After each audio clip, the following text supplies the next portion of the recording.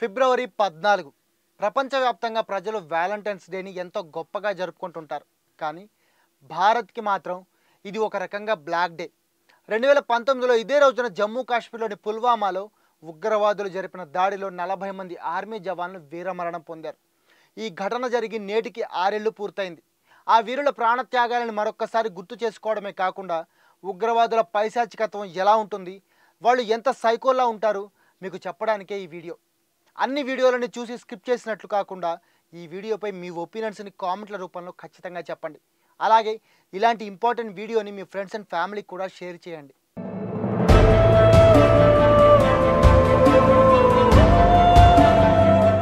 అది 2019 ఫిబ్రవరి 14 జమ్మూ శ్రీనగర్ నేషనల్ హైవేపై అవంతిపురాకి దగ్గరలోని లేత్పురాలో దాదాపుగా 2500 మంది సైనికులు 78 బస్సుల్లో వెళ్తున్నారు.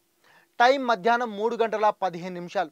ఉన్నట్లుండి ఆ బస్సులపై ఉగ్రవాదులు ఆత్మాహుతి దాడికి తెగబడ్డారు. లైన్గా వెళుతున్న బస్సుల్లో 5వ బస్సుపై ఈ దాడి జరిగింది. జైషే మొహమ్మద్ ఉగ్రవాద సంస్థకు చెందిన ఒక ఉగ్రవాది ఒక కారులో భారీగా బాంబులు పెట్టుకొని డైరెక్ట్గా వచ్చి ఆ బస్సును ఢీకొట్టాడు. ఆ అటాక్లో ఆ ఉగ్రవాది అక్కడికక్కడే చచ్చాడు. కానీ వాడి బాంబుల వల్ల బస్సు మొత్తం ముక్కలైపోయింది. దాదాపు 40 మంది జవాన్ల శరీరాలు కనీసం గుర్తుపట్టడానికి కూడా వీల్లేనంతగా ఛిద్రమైపోయాయి. ఆ పైశాచిక ఉగ్రవాదులు ఇక్కడితో ఆగలేదు. దాడి వల్ల షాక్లో ఉండి తీవ్రంగా గాయపడి ప్రాణాల కోసం పోరాడుతున్న సైనికులని కాపాడడానికి ఇంకొంతమంది సైనికులు ట్రై చేస్తున్న టైంలో ఉన్నట్లుండి అప్పటి వరకు దాక్కున్న ఉగ్రవాదులు వాళ్లపై కూడా విచక్షణారహితంగా కాల్పులు జరిపారు. వెంటనే అలర్ట్ అయ్యి ఆర్మీ కౌంటర్ అటాక్ దిగింది. ఆ దాడిలో ఉగ్రవాదులు కూడా కొంతమంది చనిపోయారు అండ్ మిగిలిన వాళ్ళు పారిపోయారు.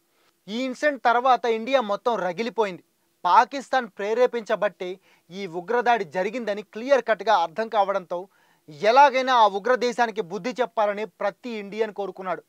భారతీయులందరి కోరికని అర్థం చేసుకున్న కేంద్ర ప్రభుత్వం సరిగ్గా 12 రోజుల తర్వాత పాకిస్తాన్కి చరిత్రలో ఎప్పుడూ ఊహించని షాక్ ఇచ్చింది.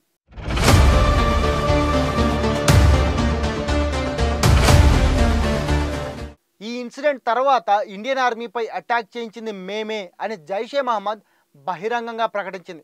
అలాగే కారుతో దాడి చేసిన ఉగ్రవాది 22 ఏళ్ల ఆదిల్ అహ్మద్ దార్గా ఇండియన్ ఆర్మీ గుర్తించింది. ఆదిల్ 2017లో ఉగ్రవాదిగా మారి జైషే మహమ్మద్ సంస్థలో చేరాడు. ఇతడు కాశ్మీర్కి చెందిన ముస్లిం. 2018లో కాశ్మీర్లోని తన ఇంటికి వచ్చి ఆ తర్వాత మళ్ళీ పాకిస్తాన్ వెళ్ళిపోయాడు. అక్కడే కమ్రాన్ అనే సీనియర్ ఉగ్రవాది ప్లానింగ్తో ఈ దాడికి సిద్ధమయ్యాడు ఆదిల్. ఇదంతా తెలిసిన తర్వాత ఘటన జరిగిన 4 రోజుల్లో అంటే ఫిబ్రవరి 18న కమ్రాన్ని ఆర్మీ ఎన్కౌంటర్ చేసి చంపేసింది. అక్కడి నుంచి కట్ చేస్తే సరిగ్గా పుల్వామా ఇన్సిడెంట్ జరిగిన 12 రోజుల తర్వాత కమ్రాన్ చనిపోయిన 7 రోజుల తర్వాత అంటే ఫిబ్రవరి 25, 2019లో ఇండియన్ ఎయిర్ ఫోర్స్ పాకిస్తాన్లోని బాలాకోట్లో ఉన్న ఉగ్రవాద స్థావరాలపై సర్జికల్ స్ట్రైక్స్ చేసింది. ఈ దాడిలో 300 మందికి పైగా ఉగ్రవాదులు చనిపోయారు. అలా పుల్వామాలో మన ఆర్మీ జవాన్ల ప్రాణత్యాగాలకి ఇండియన్ ఆర్మీ ప్రతీకారం తీర్చుకుంది. ఈ వీడియో ద్వారా ఆ దాడిలో చనిపోయిన 40 మంది సిఆర్పిఎఫ్ జవాన్లకు దిశ టీవీ అశ్రు నివాళి అర్పిస్తోంది. జై జవాన్, జై హింద్.